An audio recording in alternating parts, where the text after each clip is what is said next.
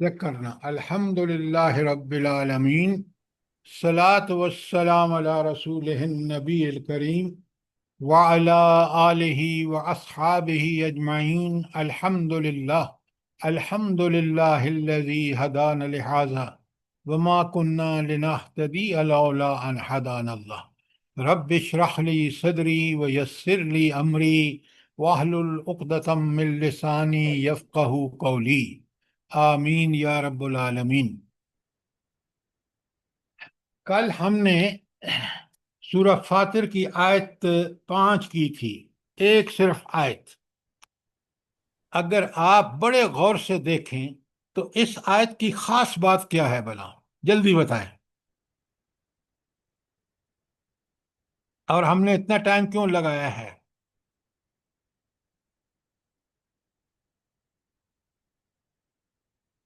جلدی بتائیں آپ۔ شیطان دلوں میں وسوسے ڈالتے ہیں، وسوسہ ارادہ بنتا ہے اور ارادہ پھر عمل میں آ جاتا ہے، اس لیے شیطان سے بچنا بہت ضروری ہے۔ یہ بات تو آپ کی ٹھیک ہے، یہ آپ نے صرف وَلَا يَغُرَنَّكُمْ بِاللَّهِ الْغُرُورَ کا خلاصہ کیا ہے۔ اب میں آپ کو بتاتا ہوں، بڑے غور سے سنیں۔ انسان دنیا میں من مانیاں کرنے کی اس کی سب سے بڑی وجہ یہ ہے، سب سے بڑی وجہ، کہ اس کو آخرت کا یقین نہیں ہے۔ اگر آخرت کا مجھے یقین ہونا کہ میں نے اللہ تعالیٰ کے سامنے جو دنیا میں جو بھی عمل کر رہا ہوں وہاں میں نے حساب دینا ہے، اور اللہ تعالیٰ سب میری حرکتوں کو وہ حاضر ناظر ہے، اس کا اتنا علم ہے گہرائی میں کہ اس کو پتہ ہے کہ میں کس نقطہ نظر سے یہ کام کر رہا ہوں، میری نیت کیا ہے۔ لہذا اگر اس کو اس بات کا یقین ہے کہ یہ اللہ کا وعدہ آخرت برحق ہے جو قرآن نے کھول کھول کے بتایا ہے، تو پہلی بات کہ وہ انتہائی ذمہ دارانہ زندگی گزارے گا، وہ کبھی فراڈ نہیں کرے گا، کیونکہ اللہ تعالیٰ کے سامنے اگر جھوٹ بولے گا تو گواہ خود اس کی زبان، ہاتھ اور پاؤں ہوں گے۔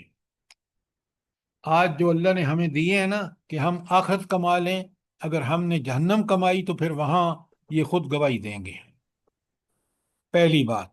اس لیے ہم نے بڑی تفصیل سے سمجھا کہ اللہ کا یہ وعدہ کہ قیامت ہو کے رہے گی، تفصیل سے ہم نے سمجھا ہے۔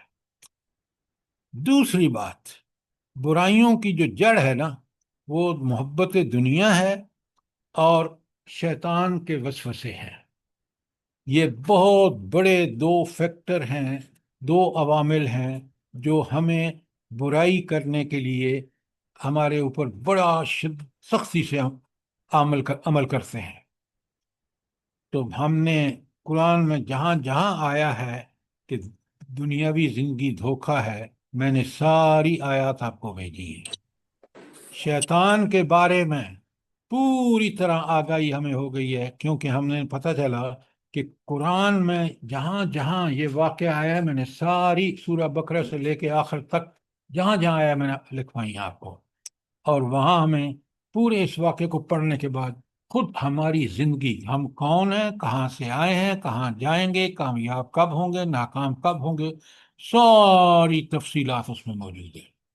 اور یہ صاف بتا دیا گیا ہے کہ شیطان تمہارا کھلا دشمن ہے، عدو مبین ہے، لہذا اس کے ساتھ دوستی مت کرنا، اس کے پیچھے مت چلنا۔ کیوں؟ اس نے اللہ تعالیٰ سے کو چیلنج کیا کہ میں ان لوگوں کو سب کو جہنم میں لے کے جاؤں گا۔ تو اس لیے کل ہم نے پورا گھنٹہ اس پہ لگایا، اور میں نے آپ کو سارے ہینڈ آؤٹ تھا، دنیا دھوکہ ہے اور شیطان کس طرح دھوکے باز ہے، پوری تفصیل قرآن سے نکال کے 2 ہینڈ آؤٹ کی شکل میں بھیج دی ہے۔ اب کوئی سوال ہو آپ کا پلیز؟ الحمدللہ سب کلیئر ہے۔ جب میں سوال کرتا ہوں تو آپ جواب نہیں دیتے، مجھے اس لیے دکھ ہوتا ہے۔ اچھا، اب آ جائیں آپ آیت نمبر 6 پر، ذرا غور سے دیکھیں کس قدر قرآن نے کھول کے بتایا۔ بسم اللہ الرحمن الرحیم، ان الشیطان لکم عدو فاتخذوہ عدوا، در حقیقت شیطان تمہارا دشمن ہے، اس لیے تم بھی اسے اپنا دشمن سمجھو۔ تو دشمن سمجھنے کے لیے کیا ضروری ہے؟ کہ ہم اس دشمن جو بالکل پکا سچا دشمن ہے، اس نے چیلنج کیا اللہ تعالیٰ کو، میں ان سب کو جہنم میں لے کے جاؤں گا۔ اور آج آپ دیکھ لیں، جب تک ہمیں اس شیطان کے حربے نہیں ہوں گے کہ کیا ہتھیار ہیں، اس شیطان کے حربوں کو مقابلہ کرنے کے لیے مومن کو کیا کرنا چاہیے، ساری تفصیلات آپ کے پاس موجود ہیں۔ تو اگر آپ اس سے دشمنی کیا ہے کہ وہ ہمیں جہنم میں لے جانا چاہتا ہے اور ہمارا ٹارگیٹ ہے کہ ہم جنت میں جائیں، تو دشمن کا مطلب یہ ہے کہ ہر اس وسوسے سے بچیں جو برائی کا ارتکاب ہم سے کراتا ہے۔ لہذا جیسے ہماری بہن نے پہلے کہا کہ وسوسے ہی پکے ہوتے ہیں تو ارادہ بن جاتا ہے، ارادے کے نتیجے میں عمل انسان کرتا ہے، اور اس کے عمل کا پھر انجام اس کو بھگتنا ہوگا۔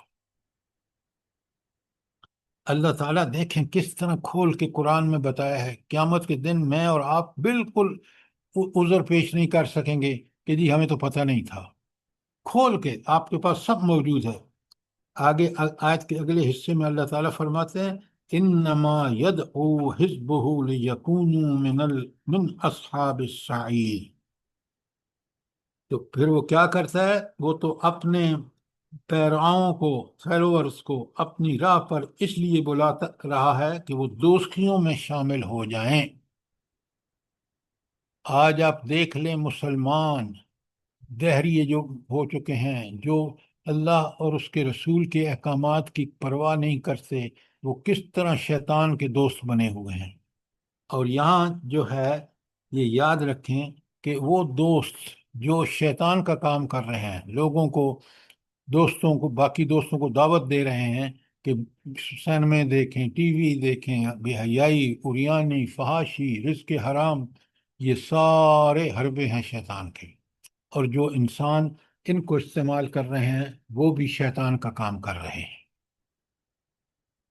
تو آپ نے دیکھا کہ اللہ تعالیٰ نے کس طرح اس آیت نمبر 6 میں کہ شیطان دشمنی اور انسان اور شیطان کا تعلق کھول کے بیان کر دیا ہے۔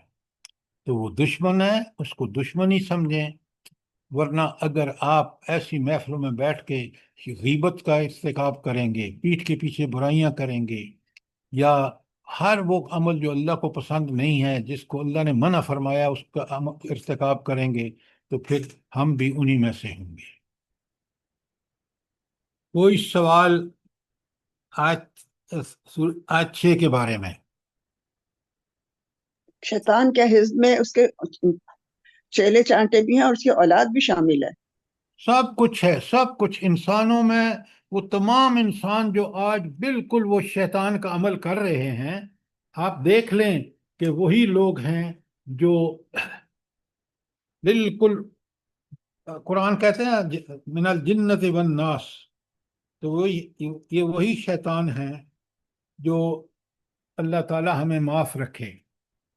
اچھا، اب ایک آیت آپ کو یاد ہونی چاہیے، وہ ہے سورہ الاعراف کی 16 اور 17، ذرا اپنے قرآن میں نکالیں۔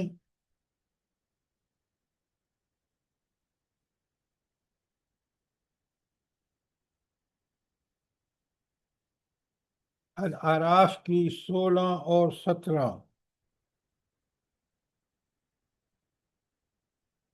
جی سر، نکال لیا آپ نے؟ جی سر۔ اچھا، اب ذرا غور سے سنیں، کتنا عیار ہے یہ شیطان، آپ ذرا نوٹ فرمائیں۔ اللہ تعالیٰ سے، اب دیکھیں نا، میں اور آپ یہ جو جانتے ہیں کہ میرا رب کتنا پاورفل ہے، اور انسان اس رب کے سامنے یہ باتیں کرے جیسے شیطان کر رہا ہے، ذرا آپ سوچیں تو صحیح۔ کہتا ہے قال بما اغویتنی، اللہ تعالیٰ سے کہتا ہے جیسے کہ آپ نے مجھے گمراہ کیا۔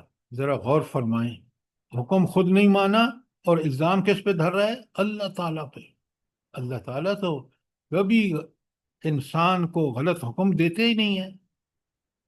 غلط سے مراد یہ ہے کہ جو اس کی فطرت اور اس کے خود انسان کے لیے نقصان دہ۔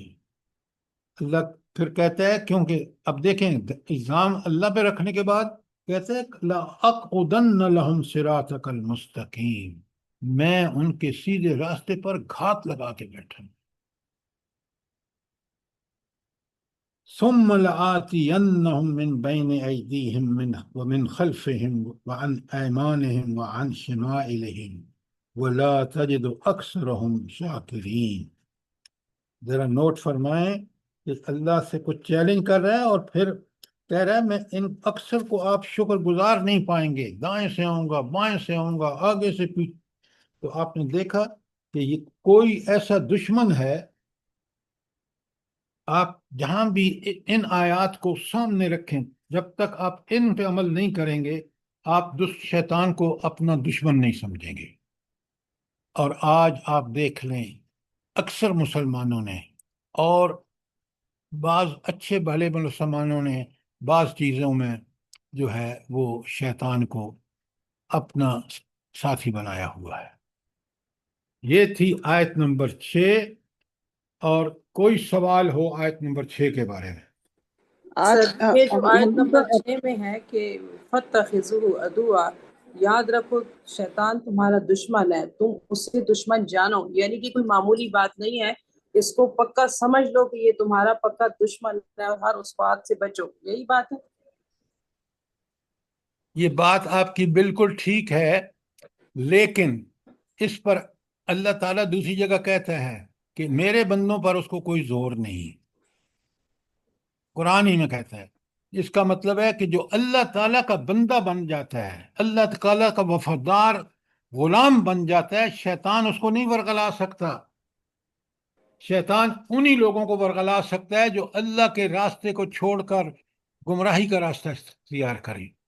اسی لیے ہم نماز میں ہر رکعت میں سورہ فاتحہ میں کہتے ہیں اہدنا الصراط المستقیم، اور اس کی ڈیفینیشن آگے صراط الذین انعمت علیہم، اور سورہ نساء میں صاف بتایا کہ وہ لوگ جن پر اللہ نے انعام کیا وہ انبیاء، صدیقین، شہداء اور وغیرہ ہے۔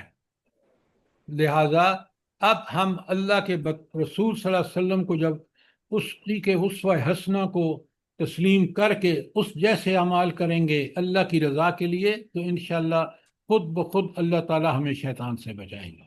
انشاءاللہ، جزاک اللہ۔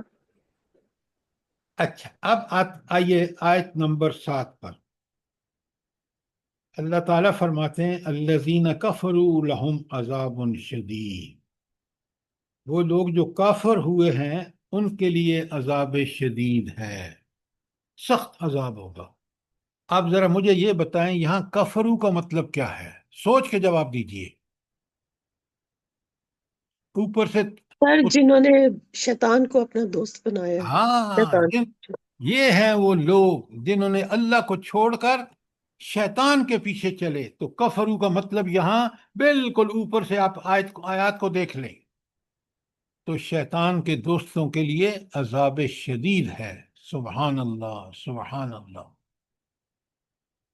والذین آمنوا وعملوا الصالحات لہم مغفرۃ واجر کبیر۔ بالکل دونوں آیتوں کو دیکھیں کیسا تقابل ہے، کافروں کا کیا انجام ہوگا اور ایمان اور عمل صالح کرنے والوں کا کیا انجام ہوگا، بالکل بات کھول کے رکھتے ہیں۔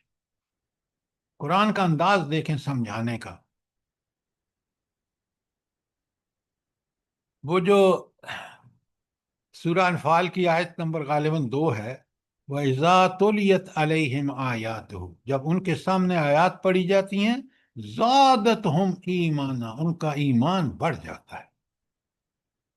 اچھا، آپ مجھے یہ بتائیں کہ اس آیت نمبر 7 کو پڑھ کے کیسے ایمان بڑھتا ہے؟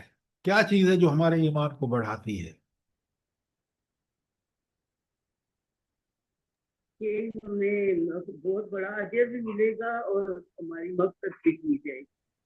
سر آپ کی آواز انذار اور نہیں آ رہی۔ تبشیر، انذار اور تبشیر دونوں چیزیں۔ اور خدا کے بندو، انذار اور تبشیر اپنی جگہ ہے، میرا سوال آپ نے سمجھے ہیں؟ سر کیا سر سوال اس کا کیے؟ وَعَمِلُوا یہ الصَّالِحَاتِ یہ آپ کا اللہ تعالیٰ کون سی چیز خدا کے لیے سوال کو سمجھیں، یہ پتہ نہیں آپ کیوں نہیں سوال. میرا سوال یہ ہے کہ قرآن کریم کی آیات پڑھ کے ایمان بڑھتا ہے. یہ آیت جو آیت نمبر 7 ہم نے پڑھی ہے، یہ کیسے ہمارے ایمان کے افزائش کا باعث بنتی ہے؟ سر اس طرح بڑھتی ہے کہ نہ صرف ہمیں بڑا اجر ملے گا بلکہ ہماری خطاؤں کی بھی مغفرت ہو جائے گی، بخشش ہو جائے گی. بس اتنی سی بات ہے. اور کوئی؟ سر جی عامل الصالحات کریں گے تو پھر اس اجر کی ہمیں پہلے الذین کفروا لہم عذاب شدید. کفر کریں گے تو عذاب شدید ہوگا. یہ پہلی چیز ہے جو میرے ایمان کے اضافے کا باعث بنے گی. کیوں نہیں اس کو سمجھتے؟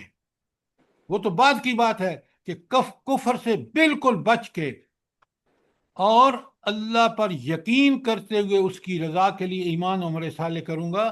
تو اب یہاں مجھے برائی سے بچنا کی پہلی آیت کے پہلے حصے میں، اور ایمان اور عمل صالح کرنا دوسری آیت میں، یہ اگر میں کروں گا تو یہی وہ چیز ہے جو میرے ایمان کو بڑھاتی ہے.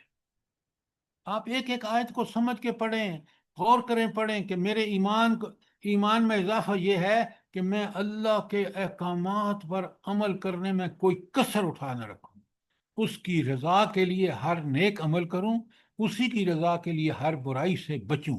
یہی ایمان میں اضافہ ہے. پہلے سمجھیں ایمان کیا ہے. اصل میں ایمان ہی وہ چیز ہے جو ایمان ہی کا تقاضا ہے کہ میں برائیوں سے بچوں اور نیکیوں میں سبقت کروں. اب اس ایمان کو جب قرآن پڑھتے ہیں ایک ایک آیت، وہ اس ایمان کو میں اضافہ ہوتا چلا جاتا ہے حتیٰ کہ یہی قرآن ہمارے اس نفس کو جو نفس لوامہ تھا اس کو کیا بنا دیتا ہے؟ نفس مطمئنہ. نفس مطمئنہ بنا دیتا ہے کہ ہم نیکی کر کے ہی راضی ہوتے ہیں. تو یہ ایمان میں اضافہ تلاوت آیات سے ہوتا ہے. اس بات کو سمجھیں، غور کریں. نہیں بات سمجھ آئی تو سوال کریں.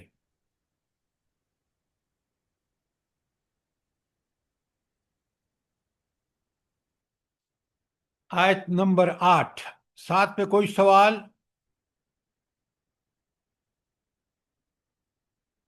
اب بڑے غور سے سنیے آیت نمبر 8. بسم اللہ الرحمن الرحیم. افمن زین له سوء عملہ فرآہ حسنا. بھلا کچھ ٹھکانہ ہے اس شخص کی گمراہی کا، یہ تو ایڈیشنل الفاظ ہیں، جس کے لیے اس کا برا عمل خوشنما بنا دیا گیا ہو اور وہ اسے اچھا سمجھ رہا ہو. یہ آپ دیکھ رہے ہیں، یہ شخص جو ہے اس کو برائی اپنی بڑی اچھی لگتی ہے. میں آپ کو ایک مثال دیتا ہوں. آج کی ماڈرن خواتین جو ہیں وہ آپ دیکھیں، وہ جو لباس پہنی ہوئی ہوتی ہیں وہ ان کو بڑا اچھا، وہ سمجھتی ہیں کہ ہم تو بڑی بہادر عورتیں ہیں جو اس لباس سے باہر پھر رہی ہیں، اور یہ بے وقوف جاہل لوگ ہیں جو لباس پورا پہنتے ہیں. تو پہلا کام تو انہوں نے یہ کیا کہ شرم و حیا کو تار تار کیا. اللہ تعالیٰ کہتے ہیں کہ اس برے عمل کو وہ اچھا سمجھتا ہے. اس کے لیے کس نے خوبصورت بنایا اس کو؟ جلدی بتائیں. شیطان نے. شیطان نے. اب اس کو فراہ حسنا، اس کو بہت اچھا سمجھتا ہے. جب یہ تھنکنگ انسان میں پیدا ہو جاتی ہے کہ اپنے ہر برے کام کو شیطان اس کو اچھا بنا کے دکھاتا ہے اور وہ خوش ہوتا ہے اور اس کو کرنے میں کوئی باک محسوس نہیں کرتا. یاد رکھیے یہ ہے وہ لیول کہ جس میں برائی اس حد تک کرے کہ اس کو برائی بہت خوبصورت بھی لگے اور اس کو اچھا بھی سمجھے. یہ وہ پوائنٹ ہے جہاں پہ اللہ اس کے دل پر مہر لگا دیتے. کیوں؟ اس کو برائی صرف پسند ہی نہیں ہے، برائی اس کے لیے خوبصورت ہے اور اس کو بہت اچھا سمجھتا ہے.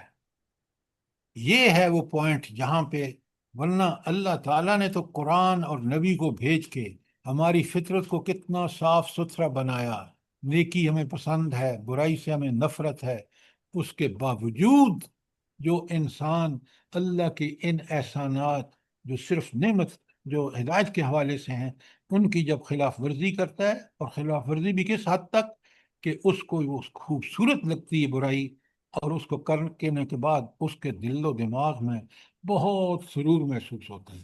یہ ہے وہ پوائنٹ جہاں پہ جب بندہ یہاں پہنچتا ہے اللہ کہتا ہے جا دفع ہو جا، میں نے تمہاری فطرت ٹھیک بنائی، تمہارے لیے بہترین دنیا کا نبی بھیجا جو ہر زندگی کے ہر میدان میں آپ کے لیے نمونہ ہے۔ آپ نے سیرت میں بھی پڑھا، میں نے آپ کو سورہ احزاب میں بتایا کہ کتنی جنگیں لڑی ہیں اس نبی نے، آپ کے پاس ہینڈ آؤٹ موجود ہیں۔ اب اگر وہ تمہارا نمونہ نہیں ہے، میرا حکم تمہارے لیے جو تمہاری دنیا، زندگی، اخلاق، کردار کو سنوار دیتا، وہ اس کی تمہارے لیے کوئی حیثیت نہیں ہے، تو جو دفع ہو جاؤ۔ یہ ہے وہ پوائنٹ جہاں پہ یاد رکھیں کہ اللہ تعالیٰ پھر اس بندے کے دل پر مہر لگا دیتا ہے۔ اب آگے ذرا غور سے سنیں، کوئی آیت کے اس ٹکڑے پر کوئی سوال؟ فَإِنَّ اللَّهَ يُضِلُّ مَن يَشَاءُ، اللہ تعالیٰ جس کو چاہتا ہے گمراہ کرتا ہے، وہ یہدی من یشاء، اور جس کو چاہتا ہے ہدایت سے نوازتا ہے۔ اچھا، اب یہاں بڑا دھوکہ کھاتا ہے آدمی، وہ اللہ کی اگر صفات سے واقف ہونا کہ اللہ تعالیٰ کو بالکل برائی پسند نہیں ہے، نیکی اس کو بہت پسند ہے، تو یہاں یہ یضل من یشاء و یہدی من یشاء، جس کو چاہتا ہے ہدایت دیتا ہے، جس کو چاہتا ہے، تو آپ یہ بتائیں کہ اللہ تعالیٰ گمراہ کس کو کرتا ہے؟ یہ اندھا دھند نہیں ہے، کیونکہ اندھا دھند کیوں نہیں ہے یہ کہ اللہ تعالیٰ جس مرضی ہے جس کو کر دے، کیوں نہیں ہے یہ؟ سر اللہ تعالیٰ کی حکمت سے فیصلے ہوتے ہاں، ہیں، اللہ جو میں تعالیٰ حکیم ہے، اس کی حکمت یہی ہے کہ نیکی پھلے پھولے اور برائی nip the be evil in the bud. لہذا ہدایت کے لیے کیا شرط ہے؟ جلدی بتائیں، قرآن کیا کہتا ہے؟ یہی من ینیب یہی من اناب۔ اللہ اکبر، بہت عمدہ ڈاکٹر صاحبہ۔ یہدی من ینیب، جو اس کی طرف رخ کرتا ہے، جو مڑتا ہے، ہدایت کا طالب ہو کے کوشش کرتا ہے، اس کو ہدایت دیتا ہے، اور گمراہ اس کو کرتا ہے جو اس کی ہدایت سے بے نیاز ہو جائے، جو قرآن و سنت سے بے نیاز ہو جائے۔ آیت کو بالکل کلیئر پرسپیکٹو میں سمجھیے۔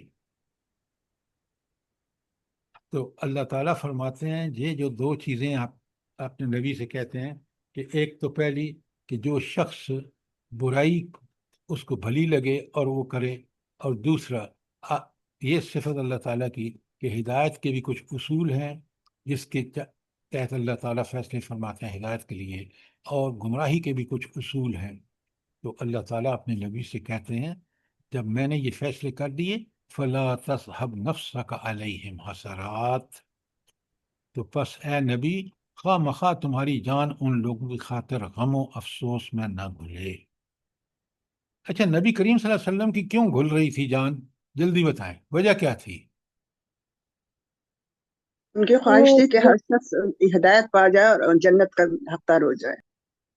ہاں، دیکھیں نا، میں اور آپ ہر اس آدمی کو سمجھتے ہیں کہ وہ بڑا نصیحت کی قابل ہے اور ہمیں اس کو ضرور اصلاح کرنی چاہیے جو برائی کی طرف رغبت رکھتا ہے۔ نبی تو آتا ہی اسی لیے ہے، نبی کا تو مشن ہی یہی ہوتا ہے۔ لہٰذا اللہ اپنے نبی سے کہہ رہے ہیں کہ اگر یہ دین اتنا لاجواب ہے دنیا اور آخرت دونوں کے لیے، اور اس کو چھوڑ کر دنیا میں بھی ذلت اور آخرت میں بھی، تو پھر آپ پریشان نہ ہوں، یہ میں نے ان کو بتا دیا ہے کلیئرلی، اور پھر اس کے بعد ایک صفت لائی گئی ہے کہ ان اللہ علیم بما یصنعون، جو کچھ یہ کر رہے ہیں نا اللہ کو بڑی ڈیٹیل میں اس کی خبر ہے، لہٰذا وہ جب پہنچیں گے تو اللہ ان سے حساب کر لے گا۔ آپ کا کام یہ ہے کہ آپ ان کو ہدایت کے رستے کی طرف بلاتے رہیں، جس میں طلب اور تڑپ ہوگی وہ آئے گا، میں اس کو ہدایت دوں گا، اور جو اس کی مخالفت کرے گا اس کو اللہ تعالیٰ ہدایت نہیں دے گا۔ کتنی پیاری آیات ہیں، کس قدر ہمیں سمجھ آتا ہے کہ ہدایت کے لیے ہمیں اللہ کی طرف رجوع کرنا چاہیے۔ اور اللہ نے صاف بتایا ہے، سورہ عنکبوت کی آخری آیت اکثر میں نے آپ کے سامنے پڑھی ہے، تو اللہ تعالیٰ فرماتے ہیں کہ والذین الذین جاہدوا جاہدوا فینا والذین جاہدوا فینا لنہدینہم سبلنا، جو ہمارے راستے میں حصول ہدایت کے لیے کوشش کرتے ہیں، ہم ضرور بے ضرور، لنہدینہم، لام بھی تاکید کا، شد بھی تاکید کا، ہم ضرور بے ضرور اس کو ہدایت دیتے ہیں۔ یہ ہے اللہ کی مشیت ہدایت کے حوالے سے۔ بات سمجھ آئیے کہ نہیں آئی؟ جی سر، جزاک اللہ خیر۔ اچھا، یہ تھی آیت نمبر 8۔ ضرور کوئی سوال ہے تو پوچھیں۔ تو وہ لوگ جو گمراہ ہو چکے ہیں وہ اللہ تعالیٰ کے قانون کے حساب سے اللہ تعالیٰ کے عذاب کے مستحق ہو چکے ہیں۔ تو اس بات کو بڑا کلیئرلی سمجھیے کہ اللہ رب العالمین کس طرح جو ہے وہ ان کی ہدایت اور گمراہی کی چاہت کیا ہے۔ آیت نمبر 9، بڑے غور سے سنیے، سمجھیے، اور پھر سوال میں کروں گا تاکہ ہم اس کو سوال و جواب کے ذریعے سمجھ لیں۔ اللہ فرماتے ہیں واللہ الذی، اللہ تعالیٰ وہ ہستی ہے، ارسل الریاح، جو ہواؤں کو بھیجتا ہے، فتصیر سحابا سحابا فسکنا الی بلد میت، تو وہ اللہ ہی وہ ہستی ہے جو ہواؤں کو بھیجتا ہے، پھر وہ بادل اٹھاتی ہیں، اور فسکنا الی بلد میت، پھر ہم اسے ایک اجاڑ علاقے کی طرف لے جاتے ہیں، اور پھر کیا ہوتا ہے فَأَحْيَيْنَا بِهِ الْأَرْضَ، اسی کے ذریعے اس زمین کو زندہ کر دیتے ہیں، بعد موتها، اس کے بعد کہ وہ بالکل خشک مردہ، خزاں کے بعد بارش ہوتی ہے اور پھر بہار آتی ہے، وہی زمین ایسی لہلہاتی فصل اگا دیتی ہے کہ زندہ ہو جاتی ہے، جاوید تو نہیں کہوں گا۔ تو آپ نے دیکھ رہے ہیں یہ قرآن کی دلیل کتنی پیاری ہے۔ میں اور آپ سال میں خزاں بھی دیکھتے ہیں اور بہار بھی دیکھتے ہیں، اور یہ بالکل ہمارا مشاہدہ ہے۔ قرآن ایسی دلیلیں لاتا ہے جو ہر آدمی کی سمجھ میں آ جاتی ہیں کہ دیکھیں، خزاں کو دیکھیں زمین مردہ، بہار کو دیکھیں وہی زمین زندہ، کذالک النشور۔ اب یہ دلیل ہے اس پر جو پچھلی میں نے ابھی آپ کے سامنے کی ہے۔ دلیل کس چیز پر ہے؟ کذالک النشور، اللہ تعالیٰ فرماتے ہیں کہ اسی طرح مردے جو ہے وہ زندہ ہو جائیں گے۔ کس طرح مردے زندہ ہو جائیں گے؟ جس طرح یہ زمین کو اللہ تعالیٰ مردہ زمین کو زندہ کرتے ہیں، لہلاتی ہے، اسی ہاں، یہ طرح دلیل ہے آخرت پر، بالکل اچھی صحیح بات فرمائی آپ نے، کہ جس طرح اللہ نے، وہ اللہ جس میں یہ طاقت ہے کہ مردہ زمین کو زندہ کر دیتا ہے، وہ تو انسانوں کو بھی زندہ کرے گا۔ تمہیں آخرت کا شک ہے نا، تو ذرا اس پہ غور تو کرو کہ ہر سال قیامت زبردست، زمین خزاں میں بالکل مردہ، کوئی درختوں کے پتے بھی خشک، اور پھر جب بہار آتی ہے تو وہ رب، یہ قدرت اللہ کی، اللہ کل شین قدیر ہے، یہ ایک چیز نہیں، یہ ایک تو مثال دی ہے، ہر چیز اللہ کے کنٹرول میں ہے۔ تو کتنی پیاری دلیل ہے آخرت کی۔ کس طرح میرے ایمان میں اضافہ ہوتا ہے یہ سب پڑھ کے بتائیں مجھے۔ اگر ایمان میں اضافہ نہیں ہو رہا تو قرآن کی تلاوت کا حق ادا نہیں ہو رہا۔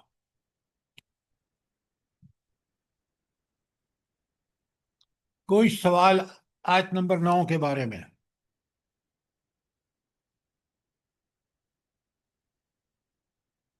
اب آئیے آیت نمبر 10 پر۔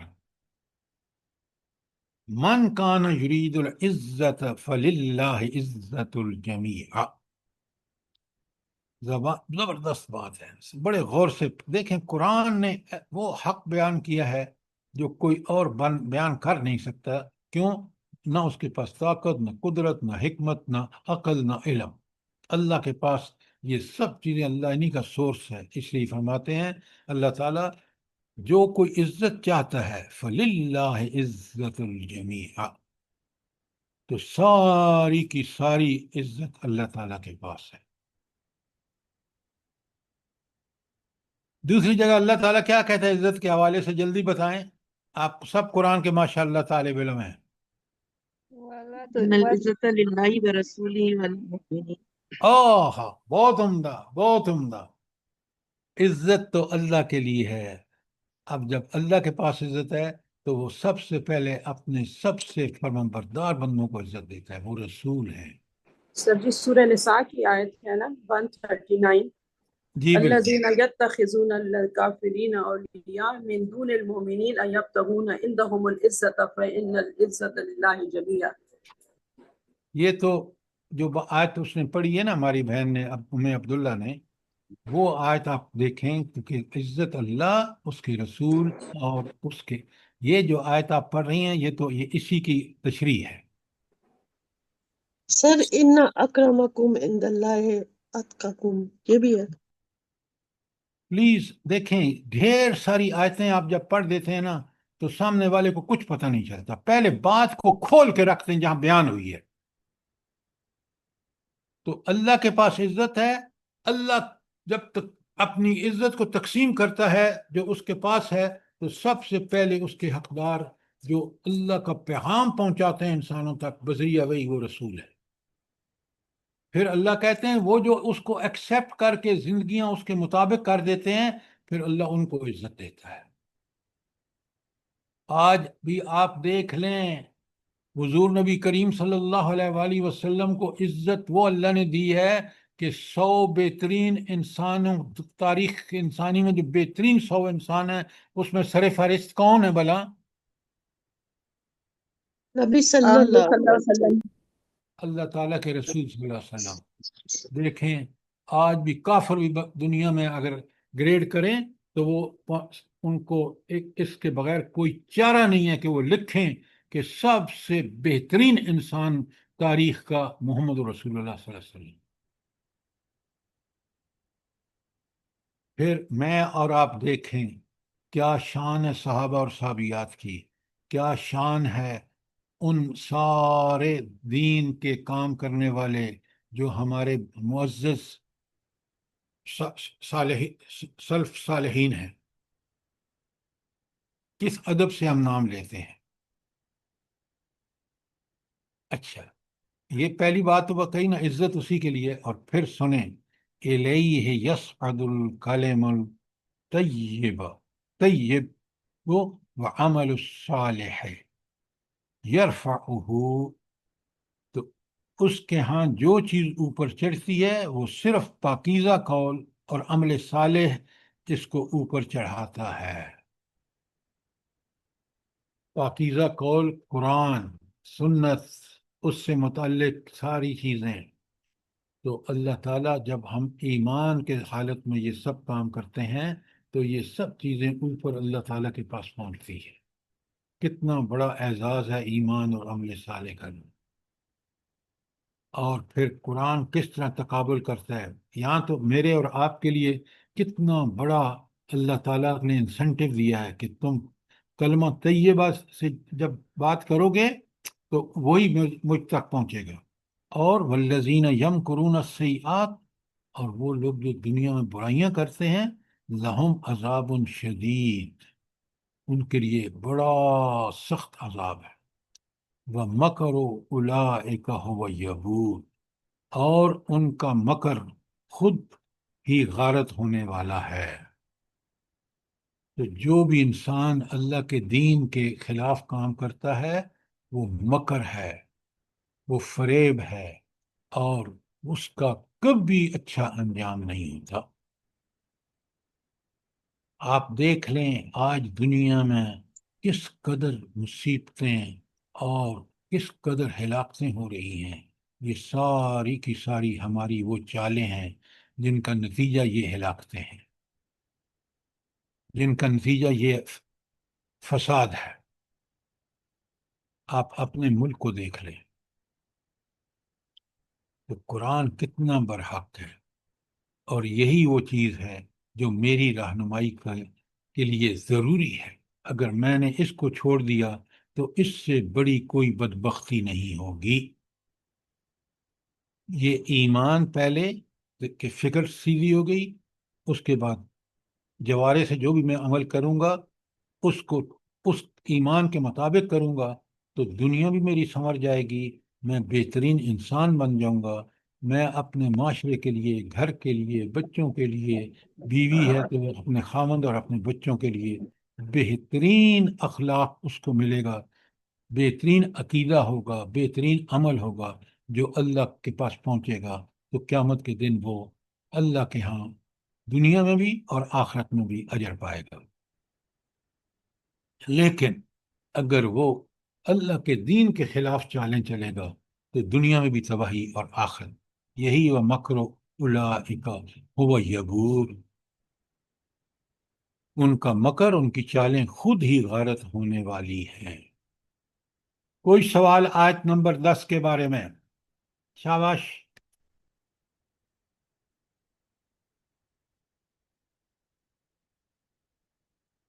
سر یہ جو فرمایا کہ یہ عمل صالح اس کو اوپر چڑھاتا ہے، تو یہاں ہم کہہ سکتے ہیں کہ یہ قول و فعل میں تضاد کو ہائی لائٹ کیا گیا ہے، جو دیکھیے میری نہیں، وہ تو قول تو جن کا جی نہیں نہیں نہیں نہیں نہیں، وہ تقابل ہے جو قرآن نے کیا، اور یہ انفر آپ کر سکتے ہیں، جو یہ اس کو آپ بات ایک حد تک ٹھیک کہہ رہے ہیں، لیکن اصل بات یہ ہے جو بتائی جا رہی ہے کہ اللہ تعالیٰ کے ہاں جو قابل قبول ہوتا ہے نا، جو اللہ کے پاس پہنچتا ہے اور پھر اللہ تعالیٰ آپ کو وہ نیکی لکھ دیتا ہے، آپ کو اس کا اجر دنیا اور آخرت میں دیتا ہے، وہ ہے کلمہ طیب۔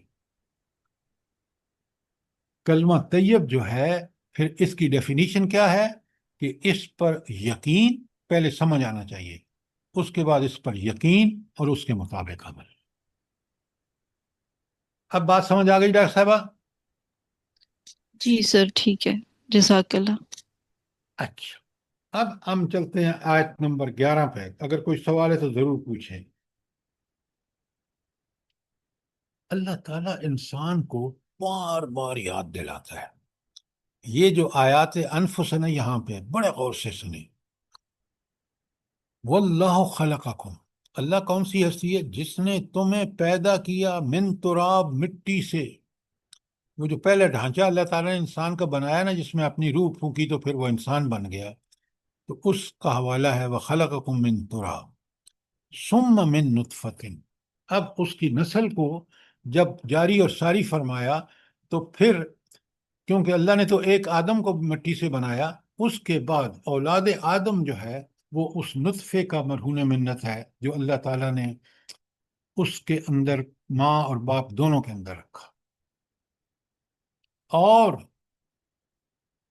وہ نطفہ بنتا کس سے ہے؟ وہ بنتا اسی زمین سے، مٹی سے جو غذائیں نکلتی ہیں، جو نباتات جمادات نکلتے ہیں، وہ اسی کی وجہ سے اللہ تعالیٰ کہتے ہیں کہ ثم من نطفت، یہ نطفہ انہی تمام غذاؤں سے جو کھاتا ہے بندہ۔ اور اللہ کی شان دیکھیں، سبحان اللہ و بحمدہ سبحان اللہ العظیم۔ غور کیجئے کہ اللہ تعالیٰ ایک بچہ یا ایک بچی پیدا ہوتی ہے تو جوں جوں وہ بڑھتی چلی جاتی ہے، اللہ تعالیٰ اس کے اندر یہ نطفہ بھی اسی طرح بڑھتا چلا جاتا ہے، اور پھر اللہ فرماتے ہیں ثم جعلکم ازواجا، اللہ اکبر، پھر تمہیں جوڑے جوڑے بنا دیا۔ کبھی آپ نے سوچا ہے، غور کیا کریں کہ رب کا نظام کتنا زبردست ہے؟ مرد کسی اور خاندان سے، بیوی کسی اور خاندان سے، پھر کس طرح اللہ تعالیٰ ان کے درمیان محبت پیدا کر دیتا ہے اگر وہ اللہ کے احکامات پر چلیں تو۔ وَجَعَلَكُمْ أَزْوَاجًا، اور پھر تمہیں جوڑے جوڑے بنا دیا۔ اور آج تو انسان اور سائنس پوری حیران پریشان ہے کہ یہ جوڑے نباتات اور حیوانات میں بھی ہے۔ اب وہ اللہ جس نے یہ بنایا ہے آپ کو نتھنگنیس سے، پہلے مٹی سے پھر نطفے سے، اللہ کہتے ہیں وما تحمل من انسا ولا تدع الا بعلمہ۔ اللہ، علم کی انتہا دیکھیں۔ اللہ تعالیٰ فرماتے ہیں کہ کوئی عورت حاملہ نہیں ہوتی نہ بچہ جنتی ہے مگر یہ سب کچھ اللہ تعالیٰ کے علم میں ہوتا ہے۔ اس کے علم کا کمال دیکھیں، غور کریں، سوچیں۔ کیا مجھے اور آپ کو اسی کا فرمان بردار نہیں ہونا چاہیے جس کی یہ طاقتیں اور یہ قدرتیں بیان رہی ہیں، یہ توحید کے دلائل بیان ہو رہی ہیں؟ کس قدر میرا بالکل سر، آپ اسی کا کا ایمان ہے؟ فرمان بردار ہو کے رہنا چاہیے۔ بے شک۔ تو اللہ تعالیٰ فرماتے ہیں پہلے تو تم اپنی پیدائش پر غور کرو، اللہ تعالیٰ نے یہ سلسلہ کس طرح جاری کیا، پھر یہ یاد رکھو کہ اللہ تعالیٰ ایک ایک چیز سے دنیا میں جو عمل ہو رہا ہے واقف ہے، حتیٰ کہ اس کو یہ بھی پتہ ہے کہ کس ماں جو کچھ بچہ جنتی ہے یا جو حاملہ ہوتی ہے، تو سب چیزیں اللہ تعالیٰ کے علم میں ہیں۔ اور اس کے بعد فرمایا وما يعمر من معمر ولا ينقص من عمره الا فی کتاب مبین۔ سبحان اللہ، اس کی انتہا دیکھیں قدرت کے۔ کوئی عمر پانے والا عمر نہیں پاتا اور نہ کسی کی عمر میں کمی ہوتی ہے، یہ سب کچھ ایک کتاب میں لکھا ہوتا ہے۔ سر جی اللہ فی کتاب مبین نہیں ہے آگے۔ اچھا، اب مجھے یہ بتائیں آپ، یہ کب لکھا ہوتا ہے بھلا؟ کہ عمر کے حوالے سے کہ نہ اس میں کوئی کمی بیشی ہوگی اور عمر کتنی ہے اس کی، اللہ تعالیٰ کے فی کتاب، یہ کتاب میں لکھا ہوا ہے۔ وہ یہ کب لکھا گیا ہے بھلا؟ یہ جب صد تقدیر اللہ پاک نے لکھ دیتی ہے نا، لوح محفوظ پیدا میں ہونے سے پہلے۔ محفوظ میں جو پیدا ہونے سے پہلے، بالکل۔ 50,000 سال پہلے۔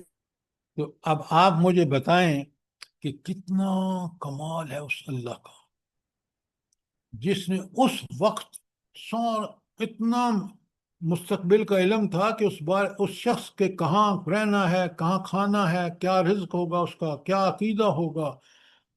آزادی اس کو ہے عقیدے کی حد تک کہ برا کرے یا اچھا رکھے، عمل برا کرے یا، لیکن اس کے علم کے مطابق اس نے وہ لکھا ہے۔ اور پھر فرمایا ان ذالک علی اللہ یسیر، اللہ تعالیٰ کے لیے یہ کام بہت آسان ہے۔ کیوں آسان ہے؟ اس کا علم، اس کا عقل، اس کی ماضی کی پلاننگ، وہ شاندار پلانر ہے۔ اس جیسا کوئی ہستی ہو نہیں سکتی کہ جو مستقبل کے پلان بنائے۔ کیوں؟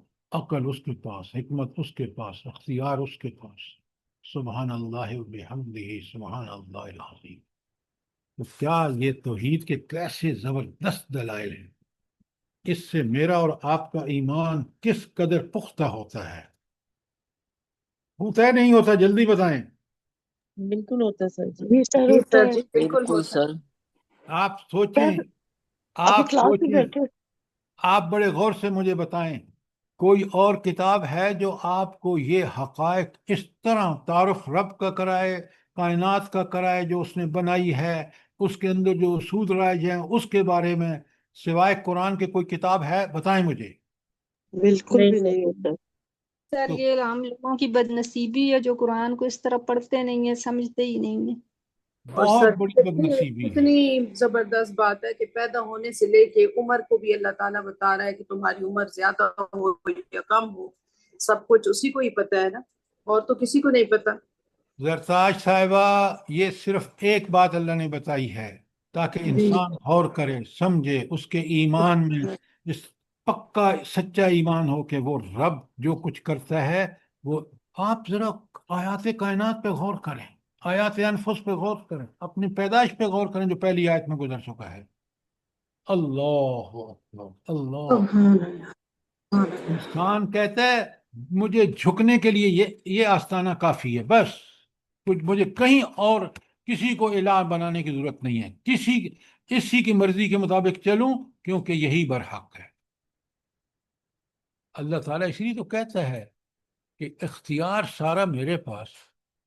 اللہ تعالیٰ فرماتے ہیں کثمیر بنا کیا ہوتی ہے؟ کثمیر جو قرآن میں آیا ہے لفظ، وہ سر کھجور کے کھجور کی اوپر جو چھلکا، چھلکا سا، گٹھلی کے اوپر جو باریک سی، گٹھلی کے، بالکل آپ نے گٹھلی کے اوپر چھلکا۔ کبھی آپ نے غور بھی کیا اس کے بارے میں؟ کتنی بے معنی اور بے وقت چیز ہے، کبھی آپ نے غور بھی کیا ہے؟ نہیں، اس لیے کہ وہ بالکل ناکارہ چیز ہے۔ تو اللہ تعالیٰ کہتے ہیں یہ جو معبود ہے نا کافروں کے، مشرکوں کے، یہ بالکل ان کا اتنا بھی اختیار نہیں ہے جتنا اس کشمیر کا ہے۔ سبحان اللہ، کیا دلائل ہیں رب کے۔ اب اللہ کہتے ہیں یہ تو کمالات بتائے نا توحید کے، اب آیت 12 میں ذرا غور سے سنیے۔ وما يستوي البحران هذا عذب فرات سر یہ سائغ۔ جو ہے نا آیت اِنَّ ذَلِكَ عَلَى اللَّهِ يَسِيرٌ، ذرا ایک دفعہ تھوڑا سا اور وہ کر دیں گے اس کی؟ آپ نے بالکل اچھا سوال کیا۔ مجھے یہ بتائیں، طاقت بھی اس کے پاس، قدرت بھی اس کے پاس، حکمت بھی اس کے پاس، علم بھی اس کے پاس، عقل بھی اس کے پاس، تو یہی تو چیزیں ہیں جو فیصلہ کرنے کے لیے ضروری ہیں۔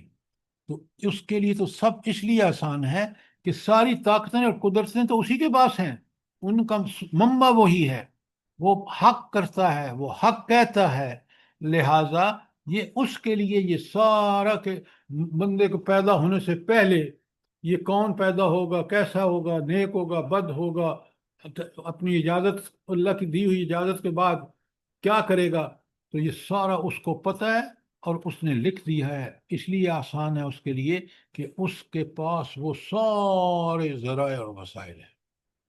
تو اس کے لیے یہ بندے کو پیدا کرنا، اس کی تقدیر کا پہلے سے لکھ دینا، یہ سارے مراحل اس کے لیے بہت آسان ہے۔ اس کا علم ماضی، حال، مستقبل پر محیط ہے۔ اس لیے دیکھیں نا، یہ چیزیں ہر انسان، ہر مخلوق کے لیے مشکل ہے، لیکن اس خالق کے لیے ہر چیز آسان۔ کیوں؟ اس لیے کہ اس کے لیے آسان اس لیے ہے کہ وہ ساری صفات اعلیٰ جتنی بھی تھنکیبل انسان سوچ سکتا ہے ان سب کا منبع ہے، سورس ہے۔ اب بات سمجھ آئی کہ نہیں آئی؟ جی سر، جزاک اللہ خیر، اللہ پاک آپ کو جزائے خیر دے۔ اچھا، اب آئیے ایک آیت اور پڑھ لیتے ہیں، 12 نمبر۔ وما يستوي البحران، یہ دو جو پانی کے ذخیرے ہیں نا، یہ یکساں نہیں ہو سکتے۔ کیوں یکساں کیوں نہیں؟ ایک جو ہے ھذا عذب فرات سائغ شرابہ، ایک جو ہے وہ میٹھا ہے، عذب میٹھا ہے، فراتن جو ہے ہاں پیاس بجھانے والا ہے، اور شرابہ ساری سائغ خوشگوار ہے۔ تو عذب میٹھا ہے، فراتن پیاس بجھانے والا ہے، سائغ خوشگوار ہے، پینے میں بڑا مزہ آتا ہے جب پیاس لگی ہوتی ہے۔ تو ایک پانی کا تو یہ خوبیاں ہیں 3۔ اور دوسرا وہذا ملح اجاج، اور یہ دوسرا جو ہے ملح کھاری ہے، اس میں نمکیات ہیں، اجاجن اور یہ کڑوا ہے۔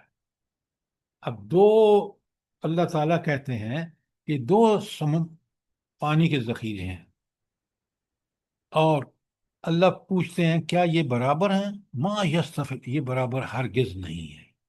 کیوں؟ میں اور آپ ان کی دونوں کی صفات بالکل الٹ ہیں۔ ایسا ہی ہے۔ جی سر۔ اب آگے دیکھیں، کمال دیکھیں، وَمِن كُلٍّ تَأْكُلُونَ لَحْمًا طَرِيًّا، اللہ اکبر۔ دونوں کی خصوصیات آپ دیکھ رہے ہیں کتنی ایک دوسرے کی ضد ہیں، لیکن دونوں میں سے انسان کیا نکالتا ہے؟ مچھلیاں جو تازہ گوشت بہترین. تو یہ ضدین ہیں دونوں پہلے پانی، لیکن دونوں کے اندر اللہ تعالیٰ نے انسانوں کے فائدے کے لیے مچھلیاں دونوں. صرف یہی نہیں، وہ تستخرجون حلیتم تلبسونہا، اور پھر پہننے کے لیے زینت کا سامان بھی تم انہی دونوں سے نکالتے ہیں. کیا بات ہے، خفاش بالکل الٹ. لیکن انسانوں کے لیے دونوں کس قدر، چاہے وہ مچھلی کا ہو یا مونگے اور ہیرے اور جواہرات ہوں، وہ سارے کے سارے دونوں پانیوں میں. پھر آپ دیکھیں پانی کھاری ہو یا میٹھا ہو، سمندر، وہ ترل فل کا فی ہے مواخرہ، اور تو دیکھے گا اے انسان کہ کشتی ان میں چیرتی ہوئی چلتی ہے، لتبتغوا من فضلہ، تاکہ تم اس کا فضل تلاش کرو.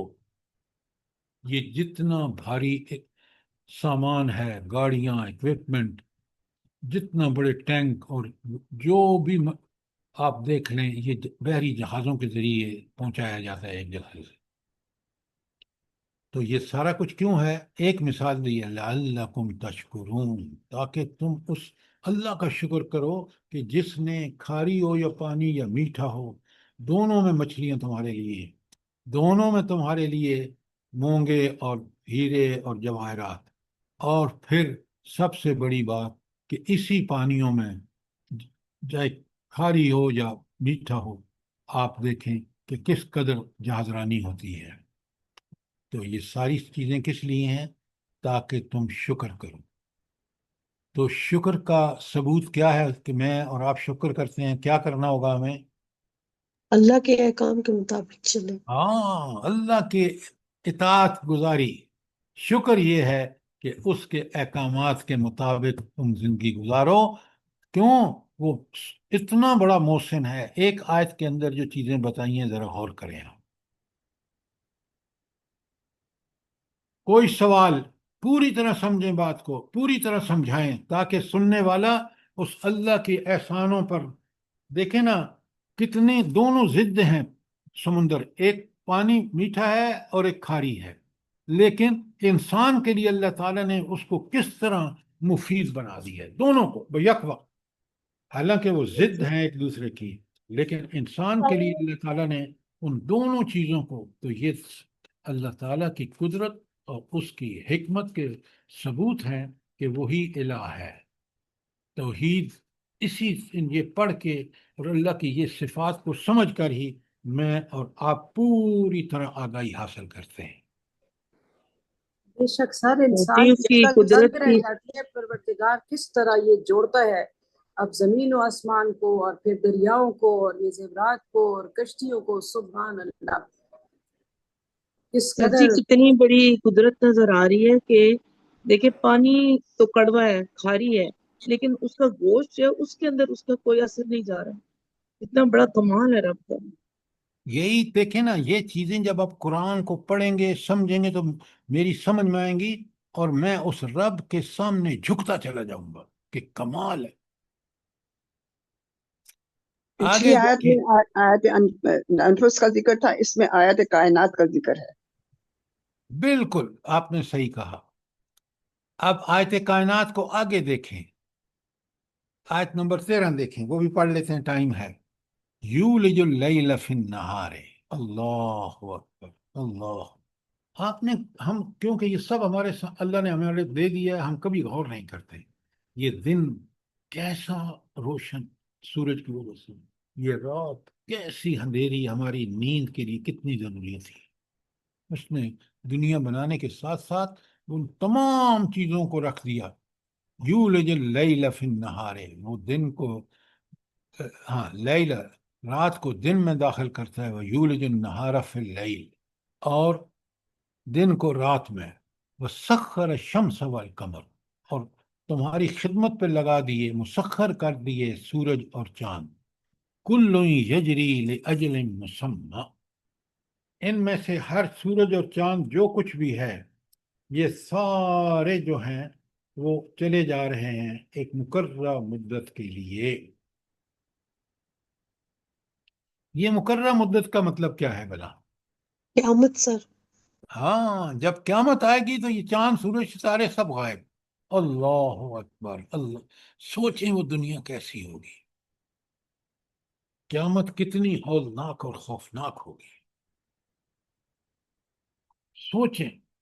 ذالکم اللہ ربکم، یہ ہے وہ تمہارا رب. کون سا رب؟ لہ الملک، بادشاہی اسی کی. اور پھر کافروں کو کہا والذین تدعون من دونہ، اللہ کو چھوڑ کر جن کو تم پکارتے ہو، ما یملکون من قطمیر، ان کے پاس تو اتنا بھی اختیار نہیں جتنا اس ناکارہ چھلکے کا ہے جو کھجور کے گٹھلی پر ہوتا ہے.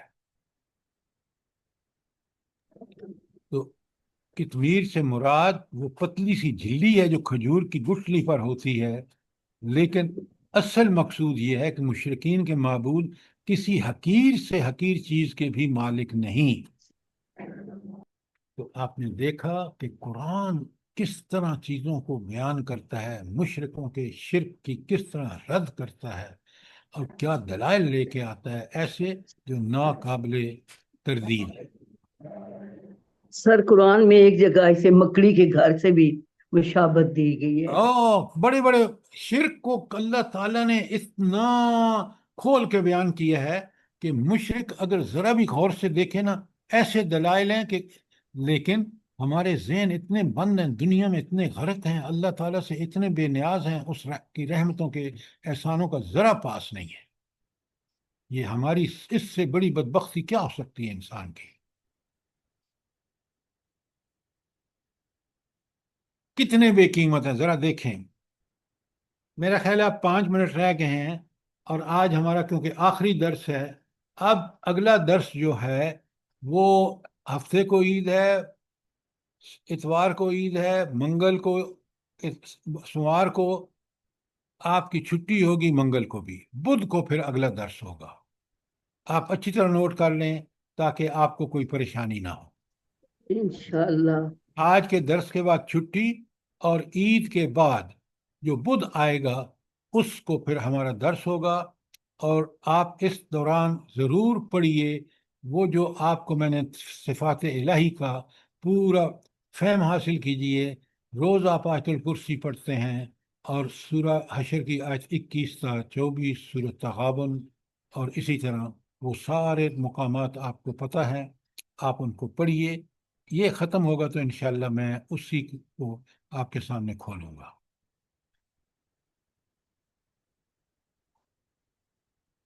آپ اللہ تعالیٰ نے انشاءاللہ خود سر، فرما اللہ دیا پاک ہے کہ ہم سب انسان کو خسارے توفیق میں دے، ہے. اور سب لوگ خوشی خوشی اس عید کے موقع پہ اپنی اچھے طریقے سے انجام دیں. اور انشاءاللہ پھر اگلے ہفتے ہم لوگوں کا جو ہے درس ہو جائے گا. اللہ آپ پاک کو میں نے بہت جزائے خیر دے. آپ کو میں نے تقی عثمانی صاحب کے وہ جو ان 10 دن کے اعمال ہیں وہ میں نے آپ کو بھیج دی ہیں، اور آپ کو مل ٹھیک چکے ہیں. ٹھیک ہے جی سر. سر. آپ ذرا پہلے تو یہ دن، کیونکہ اللہ تعالیٰ کے ہاں ان میں عمل بڑا محبوب ہے، آپ اس کا خاص خیال کیجیے. انشاءاللہ سر، اللہ پاک سب کو توفیق دے.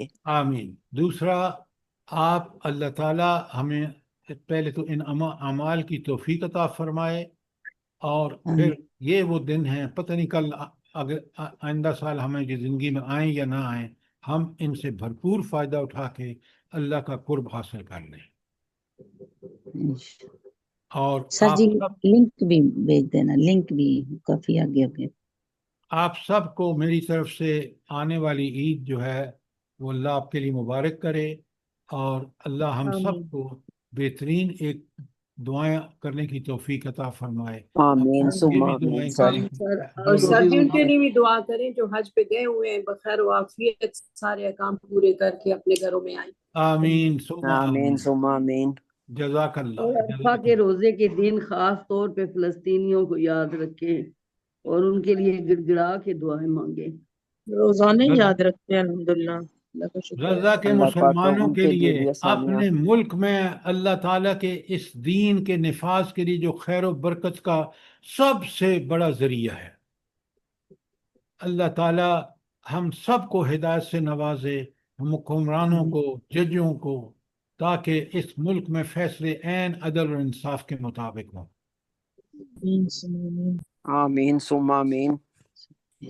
ربنا تقبل منا انك انت السميع العليم وتب علينا انك انت التواب الرحيم۔